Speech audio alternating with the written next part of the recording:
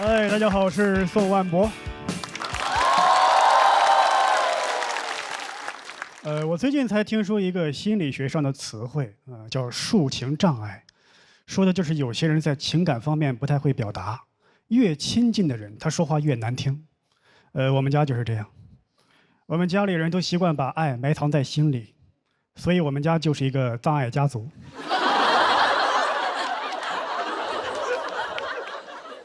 比方说我妈，她每次做完饭都想让我们夸她，但她不好意思直接求夸，就以退为进。这个红烧肉怎么样？比吃土强吗？我爸说你太谦虚了，这个肉做的赛砒霜。他全吃完了。我妈说早知道放砒霜了，肯定能剩下点儿。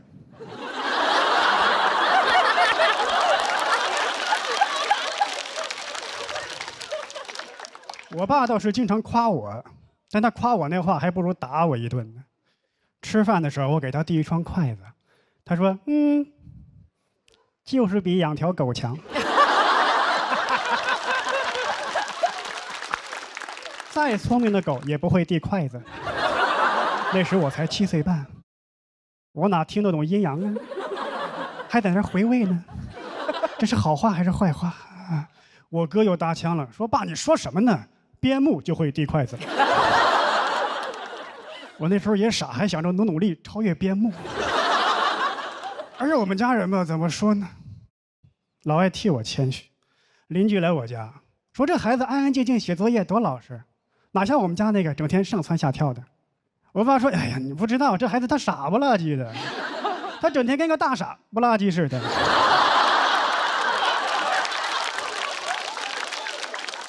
邻居说：“我那孩子他老爱犟嘴。”我爸说：“这孩子他听不懂人话。”接着两个人陷入了一种非常奇怪的攀比，比着说谁的孩子更不是东西，感觉像两个中年 rapper 在 battle， 但他们不 diss 对方，光 diss 自己孩子。而且我邻居说的时候吧，他孩子可不在身边。我爸说我的时候，我就在旁边坐着。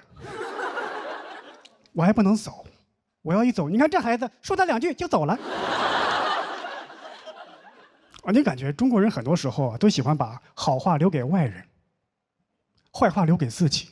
你看以前称呼对方令郎、令爱，自己的犬子、犬女，关键犬子都已经算是我的尊称了。毕竟我刚跟边牧打个平手，所以以后我应该叫木子。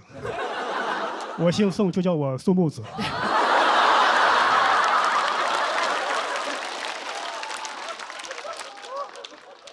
我其实很想获得我爸的认可，很想。我记得有一回，他请了他的朋友来我们家吃饭，我一推门把我吓坏了，因为他请了10几个朋友，10几个光膀子中年人。我那时候小，我哪见过那么多米其林 Pro 啊！但我还是恭恭敬敬，我说：“叔叔们好。”我爸还不乐意呢，你瞎喊啥呢？还有你俩大爷没喊呢。谁分得清大爷和叔叔啊？我只分得清大爷和大妈。怎么分得清？后来我明白了，在北方啊，跟人吵架的时候一般不提叔叔。所以我很羡慕上海小孩，对吧？管他大爷还是叔叔，统一喊爷叔。哦，不对，上海统一喊 uncle。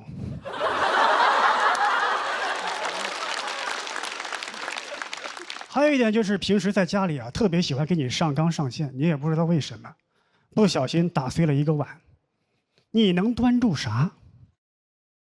这个瓷碗端不住，将来铁饭碗你更端不住。怎么说呢？才10岁我就被取消了考编资格，所以我从小跟我爸就不太亲近。我不知道在座有没有类似的感受，就是每次爸爸出差啊，你不希望他回来。就他在外边别死，但也别回来。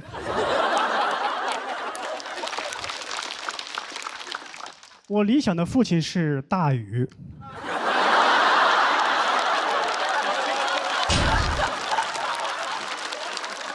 就每次一路过家门，哎。还有一个更理想的父亲是圣诞老人，对吧？早上我醒过来，我妈对我说：“你爸昨晚回来啦，一大早就走了，这还有给你的礼物。”我爸不是没想过修复我们的关系，但他表达对我们的爱，但他那个表达方式啊，只能说是惊悚。我放学回来晚了，我以为你死路上了呢。你看他就不如我厚道，我希望他在外边别死。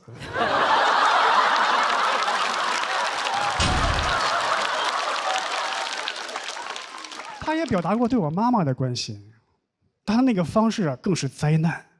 我们一块儿看电视剧，他被电视剧感动了，他想把这种感动传递给我们，怎么做的？突然站起来，指着我说：“你一定要孝顺你妈。”原地干拔，这个价值上的放春晚你都嫌太生硬了。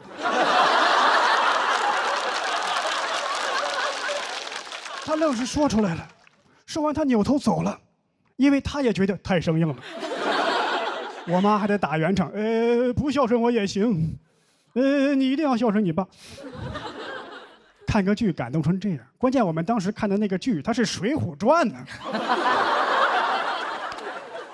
我爸对我影响很大，在他长期教育之下呀，我逐渐活成了他的样子。我也不会表达。其实我爸每次出差，我真的很想他，但我说不出来。他每次回来，我妈说：“你快去接他。”我说：“好嘞，去接他。”一到门口，我们相顾无言，不知道怎么办。外国人会拥抱，我们不会，我们俩就。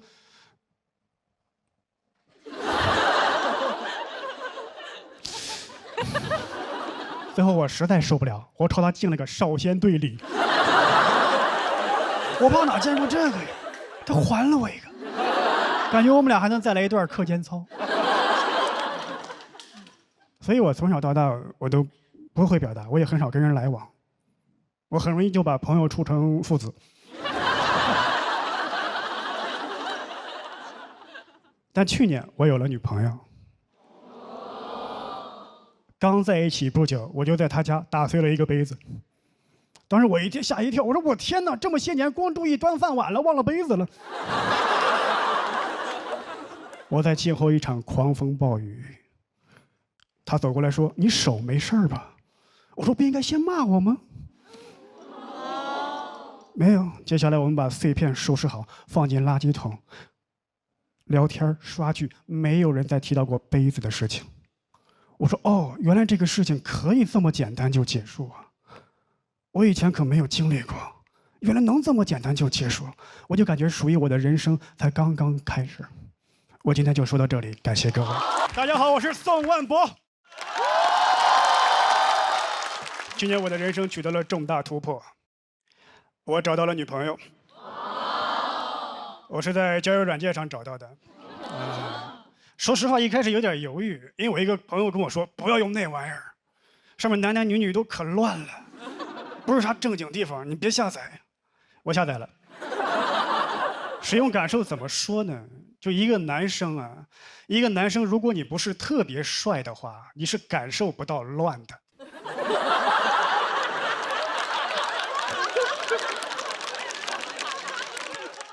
我用了1周，这哪乱了？挺正经的呀。我都加了一个考研群了，每天打卡背单词。我跟我朋友说，这跟你讲的不一样啊。他说有没有想过是你的问题？我说是我不好看吗？他说难看。就你长得太正了，你特别像我们教导主任，不想找你谈恋爱，只想找你背单词。我说你说这个简直荒谬啊。他说对 ，ridiculous。哎，我平时背没这么顺呢。还有你长得有点朴实，我最烦朴实这个词，因为朴实意味着土。每次有人说我朴实，我都会想起一个山村老大爷捧着个筐子，水果滞销，帮帮我们。我想谈恋爱，帮帮我吧。但我得承认，虽然我长得朴实，但我心里并不朴实。我不是我这张脸的人。只是长成了这个样子。我就这么说吧，很多男生心里头都住着一个渣男，只是被他糟糕的外表锁住了。当然也有些没锁住。我坦白说，我在交友软件上，我看过男生。我想法很简单，我就想看一看是谁在乱，谁有资格乱。我印象最深的是一个20左右的男大学生，他照片一般是在卫生间的镜子里，拿着手机对着，另外一只手把 T 恤撩起来，塞自己嘴里。坦白说 ，T 恤我也有。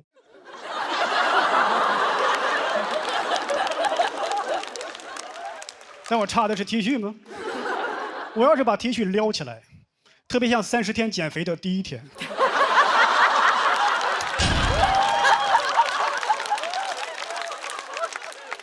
有些人会问，在交友软件上什么样的人会受到欢迎？长得帅的人。有什么疑问吗？长得帅的人在哪都受到欢迎。我当过帅哥。我不帅，但是我当过帅哥。我就是当过。就去年，我大姨来北京了，当时我还没有女朋友，她问我有对象了吗？我说没有，长这么帅没对象。这句话暖了我1整年。我6岁那年，她也这么夸过我，暖了我30年。去年到期了，又给我续上了。我衷心希望我大姨长命百岁。但我真正体会过帅哥待遇是20年前了。当时呢，我是一个转校生，高中嘛，而且20年前流行一部偶像剧叫《王子变青蛙》，有人说我像那个男主角明道，还有人说我像阮经天。像不代表帅，像2大帅哥却不帅，感觉像是集2大帅哥缺点于一身。但在我们学校传遍了，还有一个 slogan 说台湾省2大帅哥强势登陆河南。会有女生手牵手来看我，你能想象他们希望有多大，失望就有多大，一失望就会撒气儿。一般是练体育的女生打头阵，一脚把门踹开，那个像明道的人出来，我看一眼。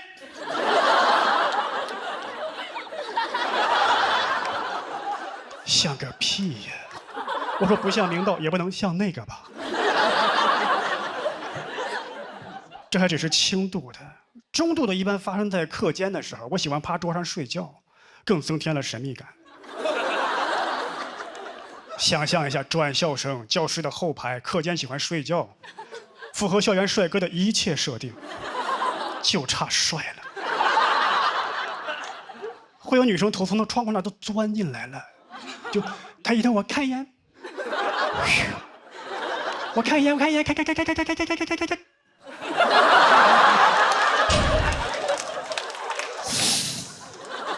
我谁把气门芯扒了？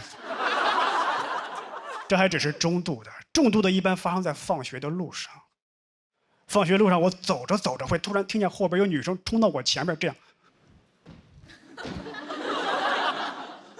她的闺蜜，帅吗？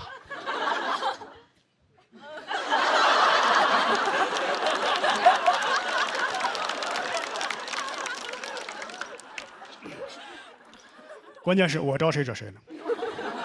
但我也不怪他们，我觉得要怪就怪那个第一个看完我失望回去那个女生。你失望的回去了，你也不告诉别人，感觉我被全校的女生都骂过了，对吧？他看完丑死了，一点都不帅，丑死了。别人问长得怎么样，我觉得还可以。这不是我喜欢的类型，你们去看吧，没准喜欢呢。丑死了。后来我打听了一下是谁在造这个谣，说我们班有一个女孩，她特别喜欢看偶像剧，当然她只是说我长得像，但是造成那个后果，我要报复她。我报复她的方式非常极端和残忍。我说她长得像刘亦菲。你们可能不太了解，20年前刘亦菲在男生心目中是什么地位？相当于20年后刘亦菲在男生心目中的地位就没变过。我也让你尝一尝被大家轮番唾骂的滋味，但我忽略了一点，就是这个女生啊，首先人家底子好，其次呢，就是当时男生的审美呀，很容易被舆论操控。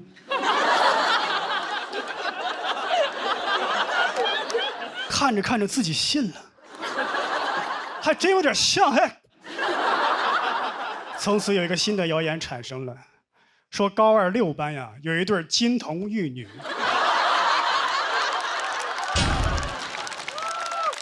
明道和刘亦菲。刘亦菲不错，明道有些 ridiculous。那就说到这里，感谢各位。哎，大家好，我是宋万博。我来自河南啊，我打小生活在村里我们那儿教育资源不太发达，老师的水平也不高。我上小学的时候，一个教2年级的老师学历只有3年级。数学老师教数学不是因为数学好，是因为他老念错别字，教不了语文。他给我们讲应用题，说这个骨缸它有2个水管放水，浴缸。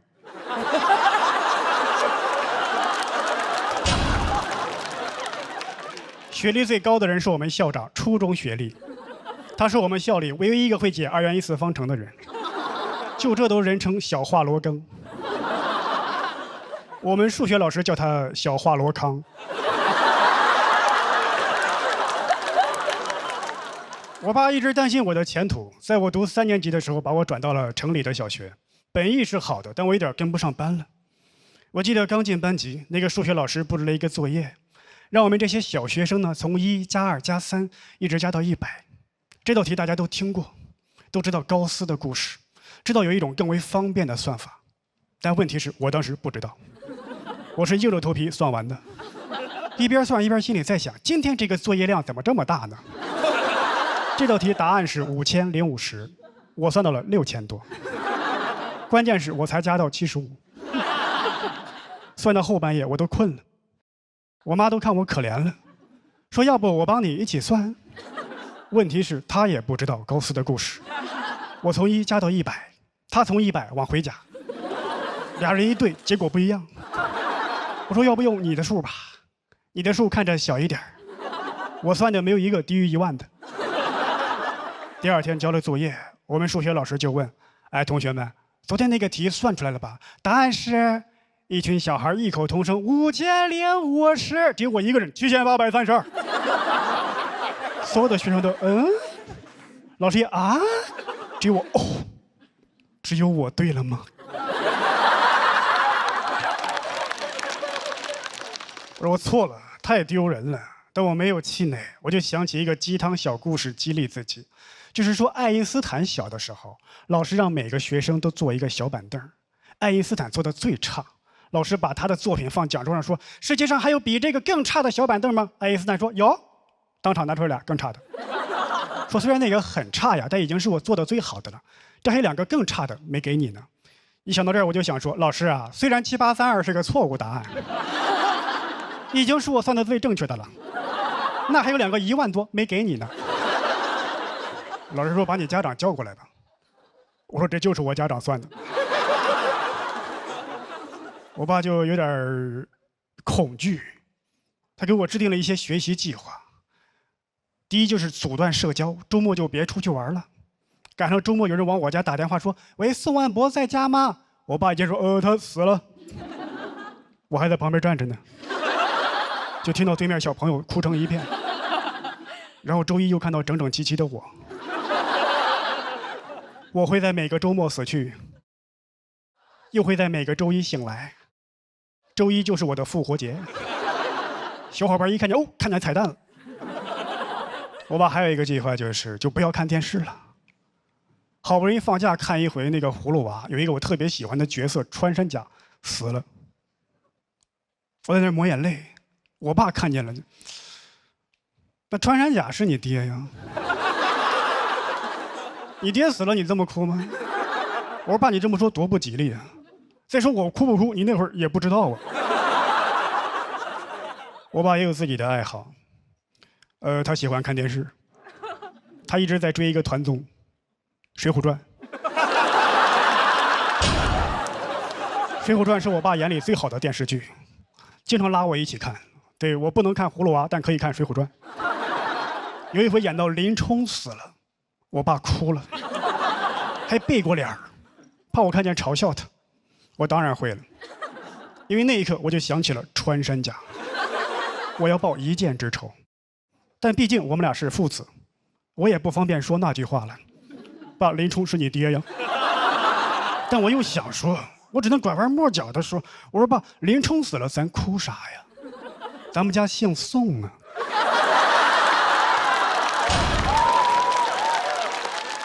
宋江死了，咱再哭啊。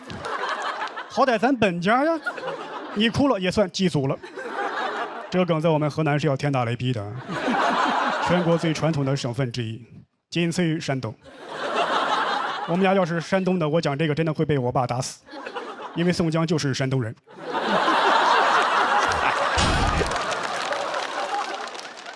但我爸对我都这么努力了，我学习成绩也不好，因为我没有努力。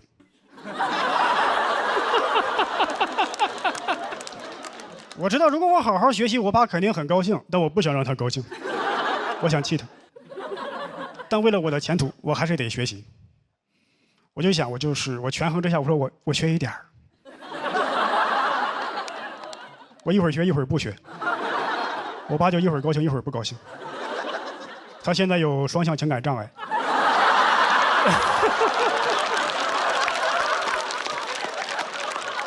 最后从小学读到了初中，读到高中，还是参加完高考。高考完事之后，我爸问我，你估分估多少啊？我说你让我妈估吧，我估的没有一个低于1万的。当然，我最后是上了大学，它不是什么名校，不是211、985，就是我们平顶山市的平顶山学院。但我很知足，因为毕竟我的学历已经超越了当初的校长。如果你的起点足够低，那半山腰就是你的峰顶。更何况平顶山，它只有顶没有峰，所以我也算是毕业于顶级院校。今天就说到这里，感谢各位，我是宋万博。好，我是彩玲。哎呀，我能进总决赛，说明这节目也挺菜。比到这儿，说点真话吧。这个节目是有点黑幕的。半决赛的时候，节目组就跟我们说，你们谁打到了总决赛，就可以坐着这个电梯闪亮登场。我们就跟节目组说，这个电梯其实可危险了，如果有演员看不清、站不稳，就可能出事儿。节目组说我们解决，然后当天就把黑灯和小佳淘汰了。对，确实是。我瞎说的啊！现在你们看综艺、看直播，很多话都是假话，不能当真。比如我常刷一个直播间，专门卖假包。这个主播有点东西，他说他家的包是 LV 2025最新款，意大利原产地发货。首先 ，LV 是法国的。他说是意大利40年手艺的老匠人用独家工艺9子离火定燃子手工缝纫的真皮包，全球限量300单，马上上车之前被英国王室抢走了12单。凯特王妃亲自去广州拿的货。这个包35一个。我不信，所以我买了一个。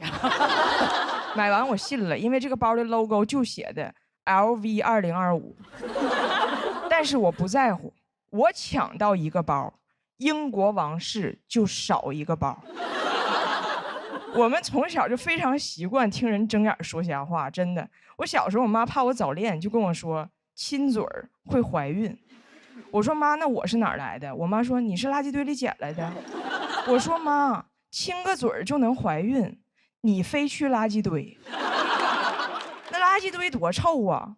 我妈说没有你爸嘴臭。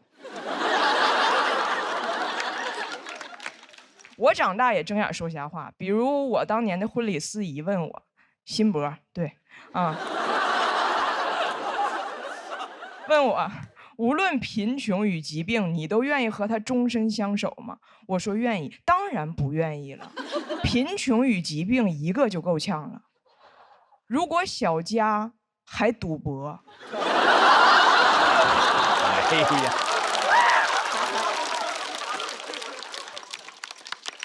那只能再见爱人。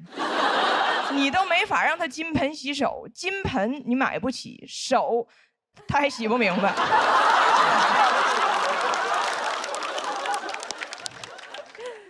我跟小佳说，我说这个梗你 OK 不？小佳说，你这个还好，他们的更过分。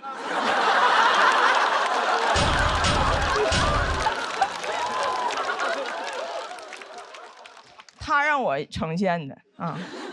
前面说的这些谎言吧，都很容易识破，但是生活中有些高端的骗术，它包裹得很好，听着就像真理似的。比如我从小就被人夸，女孩是小棉袄，女孩心细，天生就会照顾人。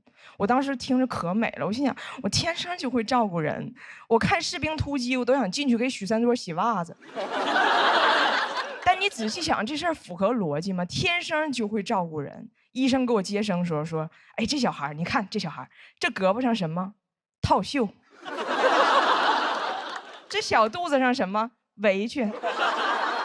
就爱刷盘子洗碗，你看给这胎盘刷锃亮。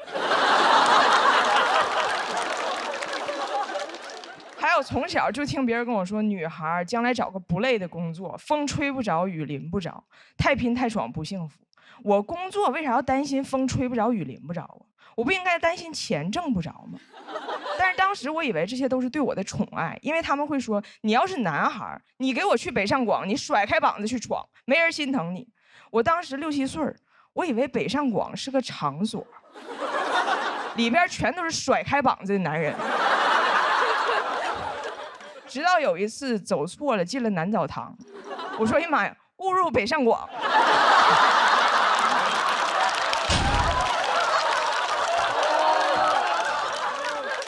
都快吓哭了，然后憋回去了。北上广不相信眼泪。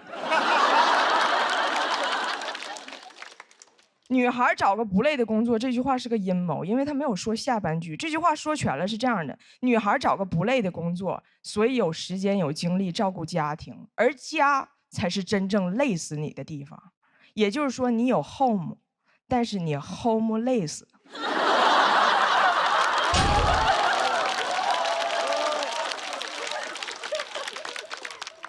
这些人间清醒的发言呢，都是我这2年的复盘。年轻时候我都信了，找了一个不累可以照顾家庭的工作，很早就结婚了，生了孩子。一生孩子，又有人开始瞎说了，说母爱是最无私的，当妈妈会自然享受母乳的感觉。我不享受。母乳什么感觉呢？你们被蚊子叮过没？现在你想象一下啊，你抱着个蚊子。6斤8两的大蚊子，嘴这么大，脑袋这么大，双眼皮儿，一次就叮你40分钟，一天叮10多回，边吃它还边哭，你还得拍它，你还不能拍死它。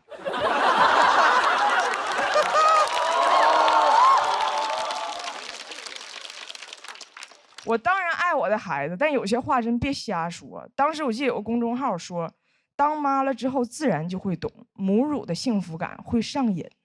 上瘾的东西还用你宣传吗？上瘾的东西不都让你戒掉吗？我没看过哪个 KTV 里唱拒绝黄、拒绝赌、拒绝乱哺乳。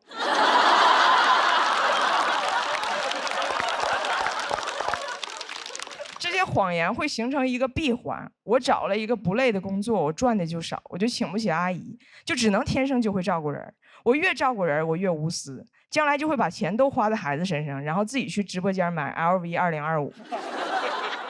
我刚生完孩子那一年，一天到晚也不洗头也不洗脸，我看着镜子里我自己，我发现我妈根本就没骗我，我就是垃圾堆里捡来的，我应该洗个澡了。去哪儿洗？北上广。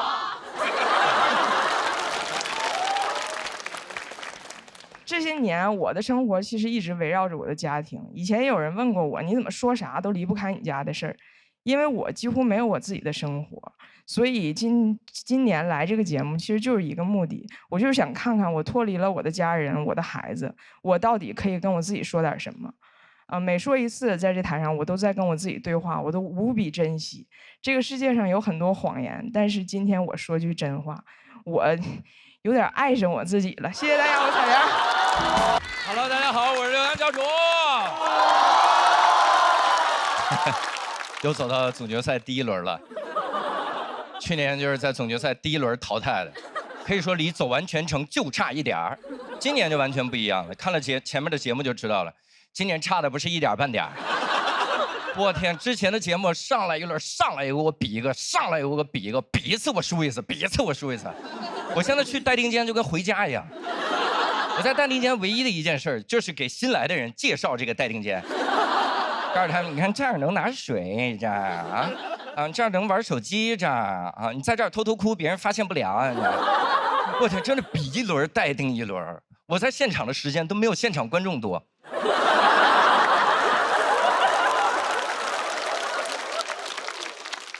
待定的我都开始怀疑自己了，我在想我还适合说脱口秀吗？但还是大数据懂我。当天晚上，小某书就推给我一个帖子，快来喜南报名当观众吧。那一瞬间，他不是小某书，他是冒犯的艺术。而且这不是他第一次冒犯我了，他之前一直给我狂推一个2合1的洗发水，希望我来买。2合1洗发水是洗发、沐浴2合1，因为他觉得我是一个懒蛋，我洗澡的时候懒得摁2次瓶子，我说我不买，但他觉得是没有懒到我心坎上，所以开始给我推荐3合1的洗发水，洗发、沐浴、护发3合1。你很难想象一个洗发、沐浴都不分开的人有护发的需求。我说我不买，他最过分的是开始给我推荐5合1的洗发水，5合1，洗发、沐浴、护发、洗脸、剃须泡，我都不敢买，我怕我买了之后打开盒子里面就是块肥皂。而且我之前做了近视眼手术，我这个眼睛不能进水，然后汗水也不行，但是我又特别喜欢健身，然后小某书给我推荐了一个几乎完美的解决方案。他推荐我健身的时候戴一个潜水时候的游泳眼镜。各位，您有戴过潜水镜去健身吗？眼睛不可能进水，因为一看就知道水在脑子里。汗水进不了我眼睛，别人也进不了这健身房啊。别人一进来看到我说，我去，这健身房水这么深吗？我说我干脆不如我就再背个氧气瓶，我带俩脚蹼得了，我穿戴齐了健身得了。因为是这样的，各位，如果我只带潜水镜健身，别人会觉得我是一个有病的人；但如果我穿戴齐了健身，别人只会觉得我是一个迷路的人。我一进健身房说：“哎，海呢？不是，又走错了。哎呦，来都来了，练一组吧。”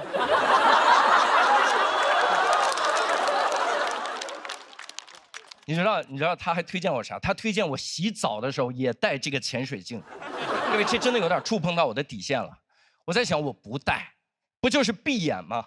闭眼就好了，水不可能进到眼睛里，我就闭着眼睛洗。我闭着眼睛，水打湿我的身体。我刚要开始洗头的时候，我发现，我真分不清哪个是洗发水啊！我就后悔没买那个2合1的洗发水啊！那一瞬间，我都跟黑灯共情了。黑灯那个发型一看就是经常拿错洗发水啊！本来要拿洗发水，拿成了炸药。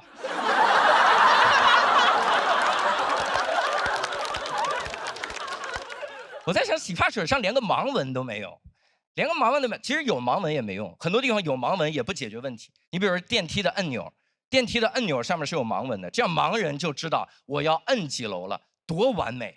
但你能不能行行好，给人家配个语音，告诉人家盲人现在停的是几楼啊？这要是中间多停几次，电梯门一打开，我都不知道我在哪儿。电梯里是盲人，电梯外是盲盒。盲人只能盲猜。要去20楼，摁完了之后中间停了4、5次，猜了4、5次，实在不行了，一下来必4。旁边人都惊了，说：“我去，盲人要开车呀，这帮人。”而且我觉得这个世界就是这样的，经常就差一点，就差一点点就解决问题了，就好像我的人生一样。我之前也是，我之前差一点点就学会防身了。我是这样，我是在那个之前有一段时间计划出国演出，然后我说这个老说国外很不安全，我就查一下在国外怎么防身。他们推荐我在国外买一对那个纸虎，纸虎我不知道各位见过没有，就是5个大粗戒指连在一起，就好像你把奥运5环抓在手里了。就那个玩意儿的攻击力，就别人如果来抢劫我，我一拳下去，既保住了我兜里的200块钱，又能赔他2万医药费，非常的有用。但这个东西买的时候我就在想，我说这玩意儿差一点，差一点点就能防身，因为如果我把它买来，我只能把它放到我的包里，放到包里它就没有了防身的意义。别人一持刀抢劫我，我说 OK， 你还敢抢劫我啊？你不知道我包里有什么吧？啊！哎，我给我一刀啊！这拉链还卡住了，这拉链啊！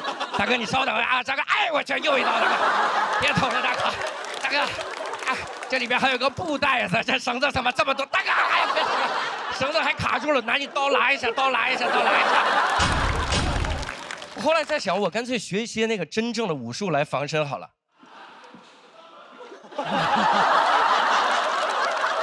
建议，爱奇艺，爱奇艺，我是不是早就已经被大哥捅死了？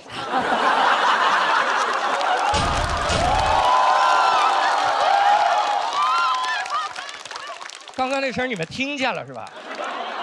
太吓人了哈！爱奇艺的喜欢，那我再演一遍。他们。后来我在想，我不如学点真的武术来防身。我特别想学那种国家名字加武术名字的东西，听着就很厉害，什么巴西柔术、巴柔、泰拳。后来我仔细一想，我说我如果要防身，我练什么武术啊？我练跑步啊！哎，跑步是世界上最好的防身方式。你什么时候见过博尔特挨揍？一次都没有。那边刚一挥拳，博尔特已经20米开外了。你想打博尔特，你得先打兴奋剂。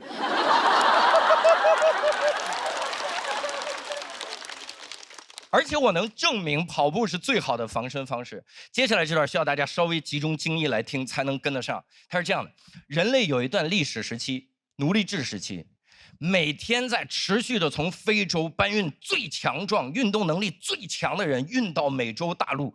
所以后来所有的那些最好的运动基因全留在了美洲大陆。所以你看，什么橄榄球冠军在美洲，篮球冠军在美洲，拳击冠军在美洲，但马拉松冠军在非洲。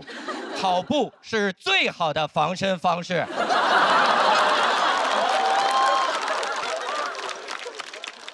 但即使是最好的防身方式，也差一点点，因为这样的，就是我平时穿的鞋呢是这种鞋，跑不快。我如果带跑步鞋呢，我就只能把它放包里。别人一抢劫，我说 OK， 大哥又来啊！你说吧，哎，大哥又给我一刀，还是上次的刀口啊？这里面是纸虎，已经用不到了。哎，这怎么这么多东西？洗发水、沐浴露，早知道买个3合1了。哎，这是什么？第2轮的稿子，现在已经用不上了。大哥，你拿着它。大哥，你拿着它。替我夺冠！大哥看着我的尸体说：“就这稿子进了也夺不了冠。”然后我如果真的想防身，我得学会飞才行。但实际上会飞也差一点，因为我想起了一个经典的失败案例，就是希腊神话里面的伊卡洛斯的故事。伊卡洛斯大家知道，他有一双蜡做的翅膀，然后他飞得太高，太阳把他的翅膀融化，他就从高空摔下来，摔死了。大家一直在嘲笑他的失败，但其实在我来看，他有很多的优秀的优点，比如说他热爱飞翔，他勇往直前，他向往自由。在我来看，他唯一的缺点就是他竟然不知道等到晚上再飞。那晚上飞还凉快呢，晚上啊。如果光看结果的话，他的确是一个差一点的悲剧人物，但如果只看过程的话，他其实只是一个极度热爱飞翔的人。这期也比到这儿了，2季以来非常感谢大家，我希望我能在喜剧的舞台上永远做一个热爱飞翔的人。刘洋教主下台鞠躬。Hello， 大家好，我是小野。哎，感谢各位，又一年了。哎呀，你们还记得我去年的这个人设是干净的应届生吗？其实我早都脏了，我也偷偷工作过。我之前是干过2年补习老师，然后本来大家觉得老师是一个高尚的职业，就你为人师表，德高望重。但我们是那种机构老师，你除了要上课，还要自己卖课，谁能德高望重的干销售？我孔子站在路边发传单，子曰：“论语春秋了解一下。”学过了，温故而知新。哎，别走，最近搞活动，3人行必有免单。我们甚至真的入职培训就教你怎么把课卖出去，怎么让家长掏钱。我觉得这可能就是为什么后来很多补习老师可以转型为非常优秀的主播。这玩意儿我们都练过。就开家长会的时候，像直播一样制造那种紧张感，说家长们，这课再不学，孩子马上就跟不上了。3、2、1，跟不上了。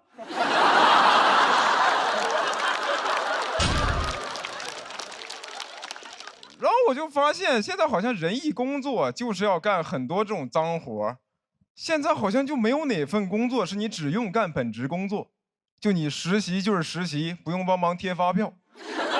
会计就是会计，不用帮忙蹲监狱；讲段就是讲段子，不用帮忙念广子。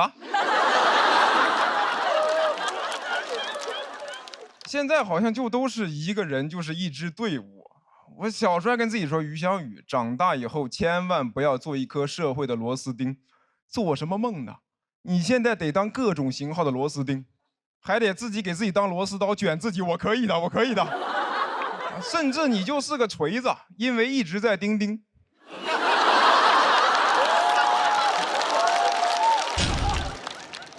然后我不知道你们有没有遇到过那种，就是你在工作的时候有一个特别离谱的安排，然后就会你刚一不高兴，就会有人跟你说，你工作的时候不要有情绪，有情绪是不专业的表现。我说人怎么可能做到完全没有情绪？我唯一见过在工作中没有情绪的人，就只有杀手。但你把杀手逼疯了，他也有情绪吧？你试一下，晚上11点突然跟杀手说，你用这1颗子弹把这67个人杀完给我 ，DDL 今晚。杀手说，那我杀你1个就可以了，今晚是你的 deadline。 Sorry bro, I'm a pro。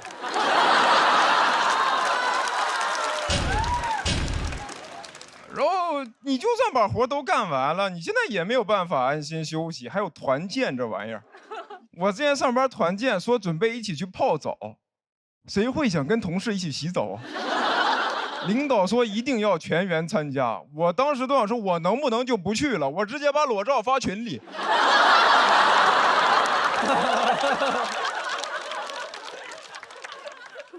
然后去应酬也很烦，我酒量又不太行。有一次我就说，这个王总，那我以茶代酒，感谢您。他说等会儿，你先换成酒，你再说话。就是我也不是不想喝，主要是我讨好别人是需要保持清醒的。你要让我喝酒，喝完我可就不怕你了。我刚叫你王总，喝完我说小王你过来，我考考你。你说我刚才吐是因为酒呢，还是因为你呢？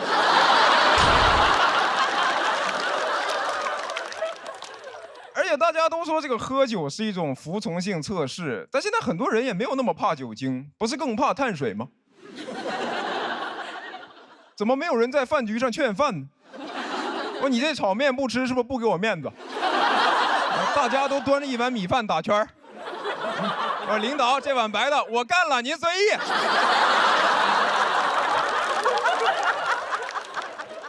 哎呀，而且这些破事儿吧，它就是一些社会潜规则，你就算都干了也没有用啊，是吧？你就说你4次团建都参加，该裁员不还是裁你？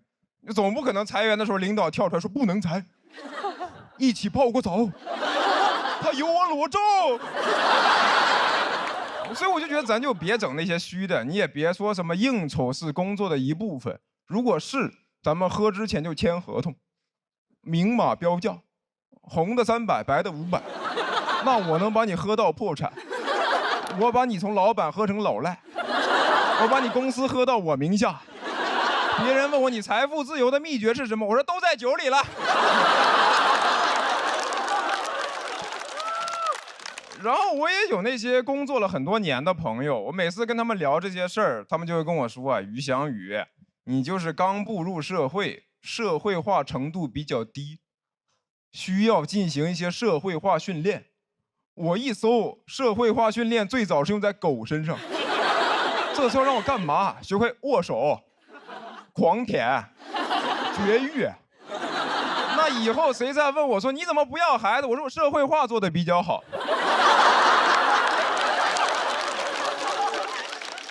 然后我上学那会儿还学了很多什么人是什么，读哲学说人是万物的尺度，人是社会关系的总和。现在一出来发现人是狗，是牛，是马，是驴，是温水煮的青蛙。那什么人是万物的尺度？人是动物的总和。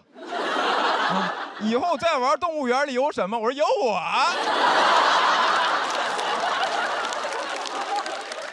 我就感觉现在这人都返祖退化了，那还学什么哲学呀？你把那个进化论倒着看，就是《资本论》。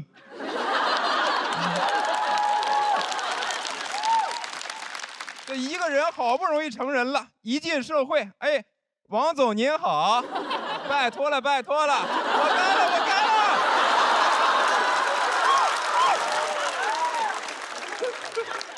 可别再让我退化了，再退化我可就要咬人了。谢谢你们，约约。